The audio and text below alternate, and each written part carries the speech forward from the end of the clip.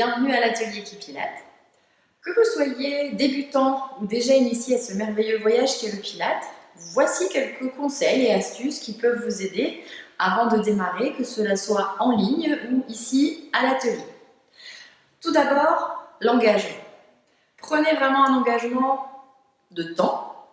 Bloquez un créneau dans votre agenda, sur votre planning, que cela soit 1 heure, une demi-heure ou pourquoi pas plusieurs fois par semaine, peu importe.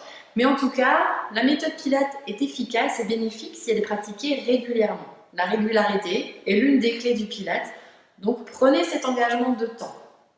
Un engagement également avec vous-même. Vous devez être concentré sur ce que vous faites. Éteignez vos téléphones, éloignez vos animaux, évitez d'avoir les enfants, par exemple, qui peuvent venir vous solliciter toutes les 5 minutes.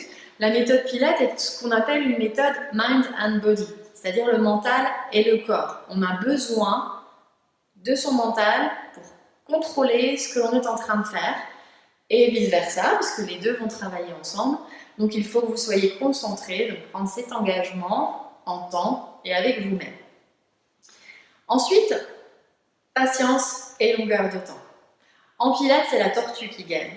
Ne soyez pas trop pressé, ne cherchez pas à avancer trop vite, trop fort. C'est vraiment la régularité, la répétition qui vont faire que vous allez acquérir les techniques, la respiration et petit à petit différents exercices. Un rythme lent, stable, sans donner d'élan, requiert une activation de tous vos muscles profonds qui soutiennent votre bassin, votre colonne, vos épaules pour vous permettre de faire les exercices au mieux. Et c'est ça qui va vraiment chauffer, qui va vous aider. Donc prenez votre temps, ne soyez pas pressé. C'est vraiment la répétition, la régularité. On apprend tous les jours en Pilates, moi y compris, on a toujours une marge de progression. Prenez le temps. Patience. Si vous vous posez la question, est-ce que je fais l'exercice correctement? Vous êtes sur la bonne voie. C'est que déjà, vous vous concentrez, vous essayez de sentir la position que vous avez, les mouvements que vous êtes en train de faire, de savoir si vous le faites correctement. Donc c'est un bon point dans le mind and body. Vous êtes concentré.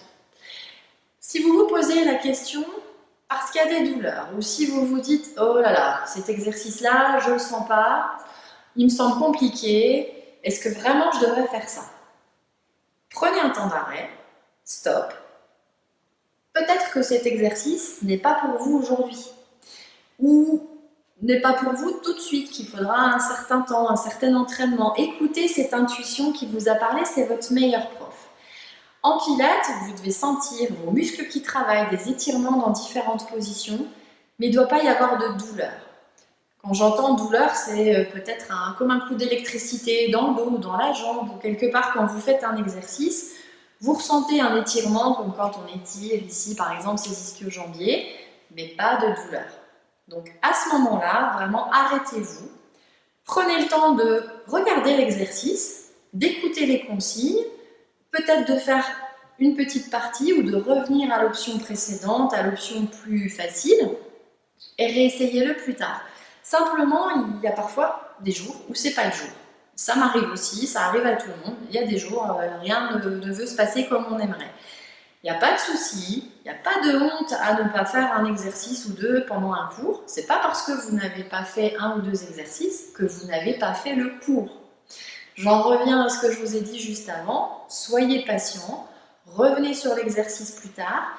Et si malgré tout, il y a des soucis qui persistent, n'hésitez pas à m'envoyer un message, à me téléphoner, à m'expliquer ce qui se passe. Éventuellement, vous filmez pendant que vous faites l'exercice. Ça me permettra peut-être de voir, de percevoir ce qui fait que vous n'y arrivez pas ou que ça coince. Et si vous êtes dans le secteur, on prend un rendez-vous, on essaye de le faire ensemble, de voir ce qui coince ou les adaptations que je peux vous apporter. Mais vraiment, soyez patient avec vous et il n'y a pas de honte. En Pilates, il n'y a pas d'échec. Ce qui compte, c'est vraiment le chemin qu'on prend pour arriver à l'exercice, pas si on le fait vite ou lentement, ou plus que l'autre ou moins que l'autre. Écoutez-vous, c'est votre meilleure intuition, c'est votre meilleur professeur. Par contre, si vous vous posez la question, est-ce que je fais comme il faut, est-ce que je devrais faire ça, et qu'en plus vous vous ennuyez, ça ne vous plaît pas, arrêtez. la méthode n'est certainement pas faite pour vous. Trouvez une autre activité qui vous convient mieux. Peut-être que vous cherchez quelque chose de plus cardio ou au contraire quelque chose d'encore plus doux, plutôt des étirements, du stretching, du yoga, de la méditation.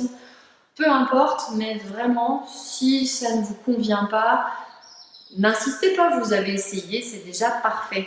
Et j'en viens au dernier point, c'est que ça doit être fun. Vous devez prendre du plaisir à faire les exercices. Si vous êtes sans arrêt concentré sur la frustration que vous avez parce que cet exercice-là, vous ne le faites pas correctement ou pas comme le voisin, ça ne marchera pas, vous allez créer des tensions. Donc, je sais que c'est pas évident, pas facile à croire parce que parfois dans certains exercices, on se demande mais où est le fun dans tout ça? Je le conçois, pour ma part, ça m'arrive aussi. Mais vraiment, prenez du plaisir à ce que vous faites. Have fun. Et profitez au mieux de la méthode.